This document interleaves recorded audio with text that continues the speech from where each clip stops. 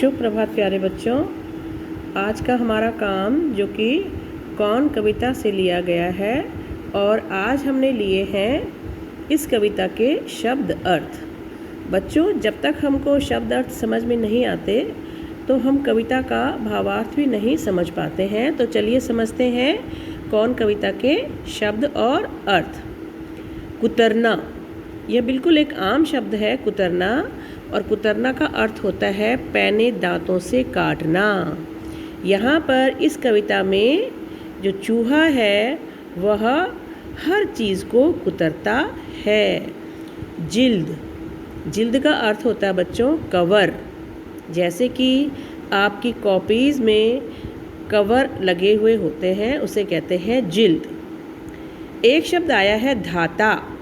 धाता का अर्थ है बच्चों दौड़ता भागता। आपको पता है चूहा इधर उधर धाता रहता है, दौड़ता भागता रहता है। हम उसे पकड़ने जाते हैं और वो तुरंत कहीं और चला जाता है। दुबकना यानी डरकर छिपना। कभी आपने चूहे बिल्ली का खेल देखा है? चूहा कैसे दुबकता है? छन्ना, बच्चों छानने की चीज़। अब छानने की चीज़ तो छन्नी भी हो सकती है, ठीक है।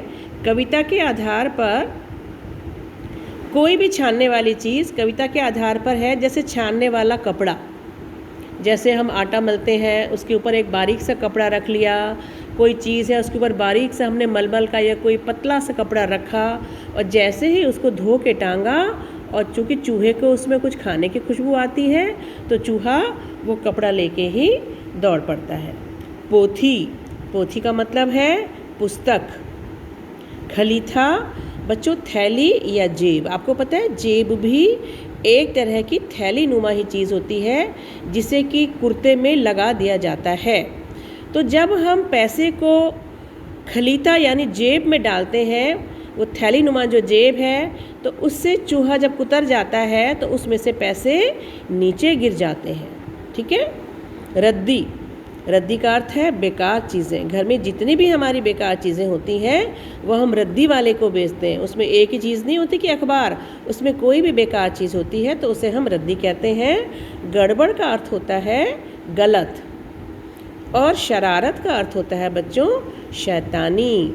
तो आपको ये सारे ही शब्द अर्थ अपनी कॉपी पर लिखने हैं और लिखने के साथ साथ आपको ये सारे शब्द अर्थ याद भी करने हैं। और हाँ, इन शब्दों के वाक्य बनाना ज़रूर सीखिए जो मैं आपसे आपकी ऑनलाइन क्लास में पूछूंगी। तो चलिए बच्चों, ओके बच्चों।